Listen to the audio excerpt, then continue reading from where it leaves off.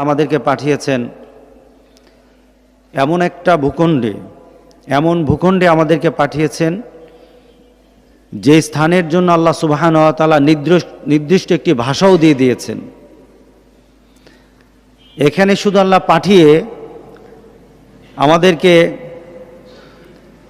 নিজস্ব কোনো চিন্তা দিয়ে অথবা নিজস্ব সৃষ্ট কিছু দিয়ে আমরা কথা বলবো তা নয়, বরঞ্চ আল্লাহ সুবহানাহু ওয়া তাআলা আমাদেরকে যেমন একটা সুন্দর পরিবেশে সৃষ্টি করেছেন, আল্লাহ আমাদের জন্য সুন্দর একটি ভাষা দান করেছেন। ভাষার ব্যাপারে কোরআনে কারিমে আল্লাহ সুবহানাহু ওয়া তাআলা আমাদেরকে জানিয়েছেন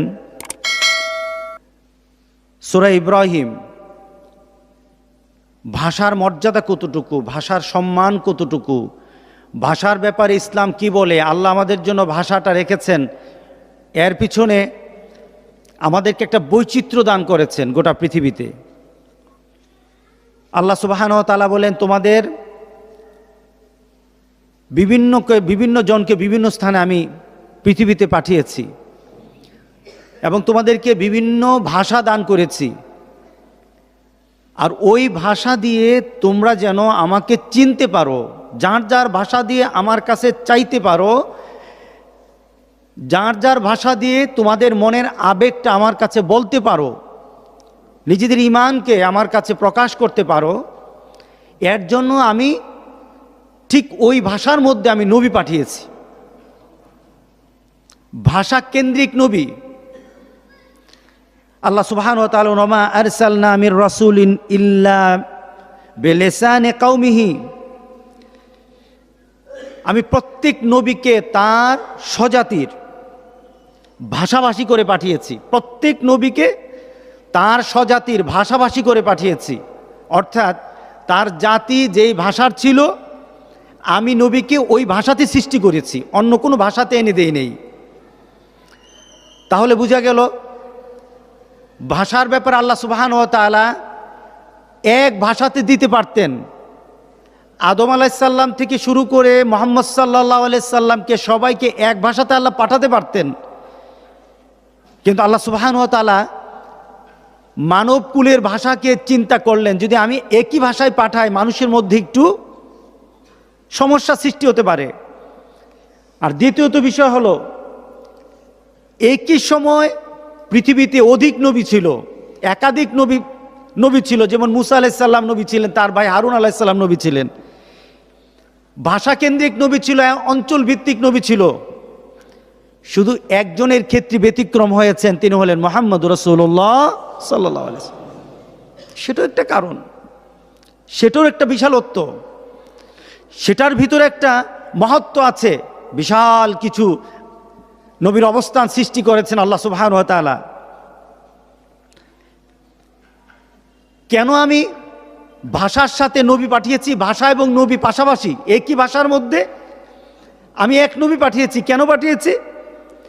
লিউবাইয়িনা লাহুম, যেন তাদেরকে পরিষ্কার করে কোনো জিনিসের, দিনের ব্যাপারে, ইসলামের ব্যাপারে, কোরআনের ব্যাপারে, আমার ব্যাপারে, আখিরাতের ব্যাপারে যেন সুন্দর করে নবীরা বর্ণনা দিতে পারে আর উম্মতরা যেন সহজভাবে বুঝতে পারে। তাহলে বোঝা গেল ভাষার স্রষ্টা মানুষ নয়। ভাষাকে আমরা হয়তো অ্যাসেম্বল করি, আমরা জোড়াতালি দেই, বিভিন্ন স্থান থেকে এনে আমরা একটা ভাষাকে মার্জিত করি, কিন্তু ভাষার স্রষ্টাকে, ভাষার স্রষ্টা আল্লাহ। কারণ প্রত্যেক নবীকে তার জাতির ভাষার মধ্যে ভাষা দিয়ে, ওই ভাষা দিয়ে আল্লাহ পাঠিয়েছেন। সুতরাং ভাষার স্রষ্টা কে হবে? যেমন আমরা জানি যে আমাদের কাছে বিভিন্ন নবীরা এসেছেন, যেমন মুসা আলাইহিস সালামের কাছে আল্লাহ সুবহানাহু ওয়া তাআলা মুসা আলাইহিস সালামকে যে তাওরাত দিয়েছেন, তাওরাত ছিল ইব্রানি ভাষায়। ইব্রানি ভাষা হলো ইহুদিদের ভাষা, হলো ইব্রানি ভাষা। অর্থাৎ মুসা আলাইহিস সালাম যে কওমের কাছে এসেছিলেন ওই কওমের ভাষা কি ছিল? ইব্রানি ভাষা। এরপরে দাউদ আলাইহিস সালাম ছিলেন ইউনানি ভাষা।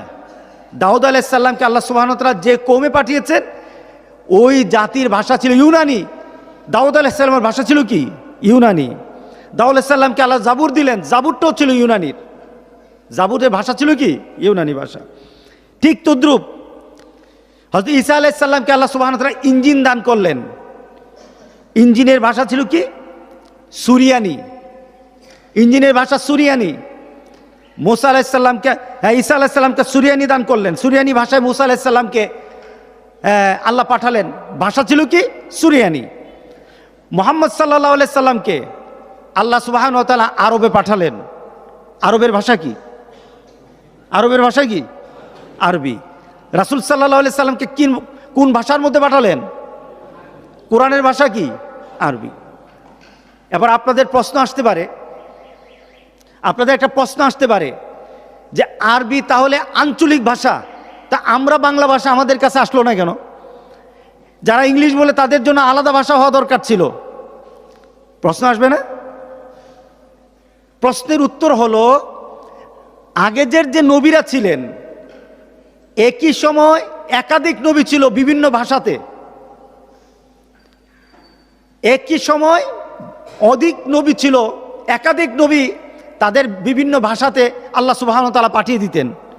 কিন্তু মুহাম্মদ সাল্লাল্লাহু আলাইহি সাল্লাম যখন পৃথিবীতে আসলেন, সেখান থেকে আরম্ভ করে কিয়ামত পর্যন্ত পৃথিবীতে আর কোনো নবী আসবে? আর কোনো নবী আসবে না। উনি খাতিমুন নবীন, এরপর আর কোনো নবী আসবে না। সুতরাং আল্লাহ সুবহানাহু ওয়া তাআলা রাসূল সাল্লাল্লাহু আলাইহি সাল্লামকে যেই ভাষাটা দিলেন, এই ভাষা তো আগেও দিতে পারতেন, এই ভাষার নবী তো আগেও পাঠাতে পারতেন, কিন্তু কেন পাঠান নাই? মুহাম্মদ সাল্লাল্লাহু আলাইহি সাল্লাম যেমন গোটা পৃথিবীর সকল স্থানের জন্য একক নবী হবেন, একক নবী কিয়ামত পর্যন্ত, এর জন্য রাসূল সাল্লাল্লাহু আলাইহি সাল্লামকে এমন একটা ভাষা দিতে হবে যেই ভাষা পৃথিবীর সকল ভাষা থেকে শ্রেষ্ঠ। সেই ভাষার নাম কি? আরবি ভাষা।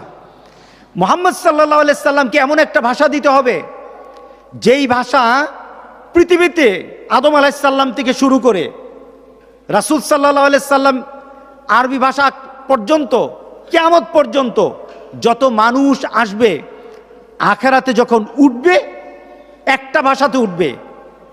মুসা আলাইহিস সালামের ভাষা, দাউদ আলাইহিস সালামের ভাষা, ঈসা আলাইহিস সালামের ভাষা, সকল নবীদের ভাষা তখন হারিয়ে যাবে। তখন শুধু একজনের ভাষা থাকবে, তার ভাষা কোনটা? আরবি ভাষা। সুবহানাল্লাহ বলি। সকল নবীরা এক ভাষা আখিরাতে উঠবে। সুতরাং মুহাম্মদ সাল্লাল্লাহু আলাইহি সাল্লামকে এমন ভাষা দান করলেন যেই ভাষা দুনিয়া তো শ্রেষ্ঠ, আখিরাতও শ্রেষ্ঠ হবে, সবার জন্য এক ভাষা হবে। ওই নবীকে, শ্রেষ্ঠ নবীকে শ্রেষ্ঠ ভাষা আল্লাহ দান করে দিলেন। আল্লাহু আকবার। আর গোটা পৃথিবীর মানুষের কাছে এই ভাষাকে সমাদৃত করে দিলেন, আকর্ষণীয় করে দিলেন।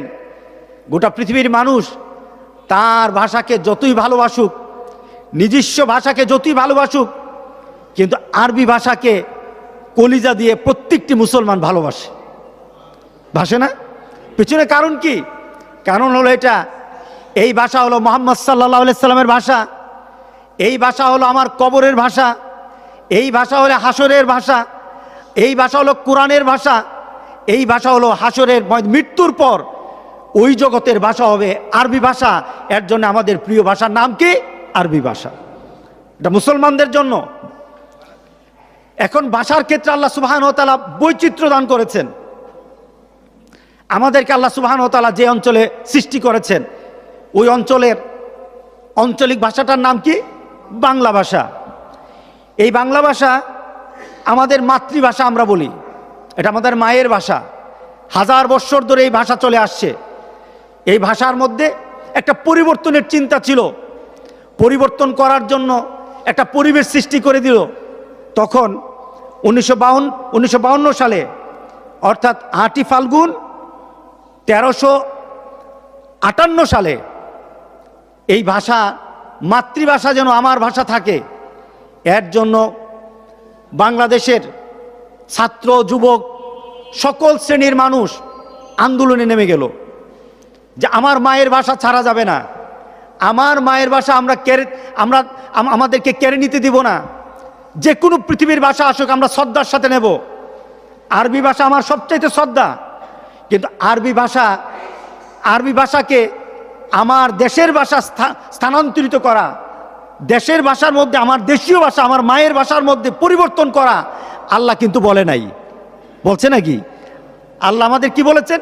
তুমি যেই ভাষা আছো ওই ভাষার স্রষ্টা আমি।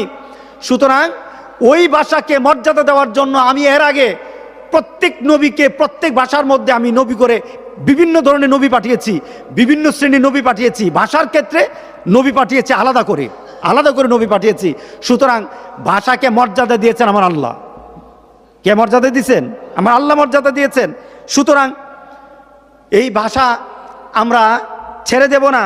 এর জন্য ছাত্র যুবকরা দেশের সবাই যখন প্রতিবাদ জানালো, তখন পশ্চিমা শক্তি এটার জন্য অস্ত্র ধারণ করলো। আমাদের যুবক ছেলেকে মেরে ফেললো, তাদেরকে শহীদ করলো, ভাষার জন্য তারা শহীদ করলো। রফিক, জব্বার, শফিউল, সালাম, বরকত এরা সর্বপ্রথম এই ভাষার জন্য নিজের জীবন দিল। গোটা বাংলাদেশে আন্দোলন আরম্ভ হয়ে গেল। এই আন্দোলনে তারা টিকতে পারল না। মায়ের ভাষা, এরা আমাদের মায়ের ভাষাকে কেড়ে নিতে চাইলো। আল্লাহর দেওয়া ভাষাটা, আমি মায়ের ভাষা বলবো না, এটা আল্লাহর দেওয়া ভাষা, তারা কেড়ে নিতে চাইলো। সুতরাং আমরা এটার প্রতিবাদ করলাম। আমাদের যুবক শ্রেণী প্রতিবাদ করলো, শহীদ হলো, তারা পিছপা হতে বাধ্য হলো। 21শে ফেব্রুয়ারি আমাদের মায়ের ভাষা আমরা আবার ফিরে পেলাম। এর জন্য শুকরিয়া করতে হবে কার কাছে? জোরে বলেন, কার কাছে? আপনার ভাষা আছে, কথা বলার ক্ষমতা নাই,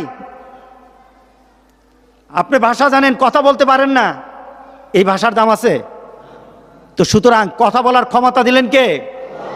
আল্লাহ বলেন, আর রহমান আল্লামাল কুরআন খালাকাল ইনসান আল্লামাহুল বায়ান। আমি শুধু ভাষায় সৃষ্টি করি নাই, ওই ভাষার ডাইমেনশন, ওই ভাষার জন্য একটা সুর, ওই ভাষার জন্য একটা গতি, ওই ভাষার উঁচু নিচু একটা, এটাকে আরবিতে বলে কি, তাসবিদের মাখরাজ, কখন কোনটা উচ্চারণ হবে।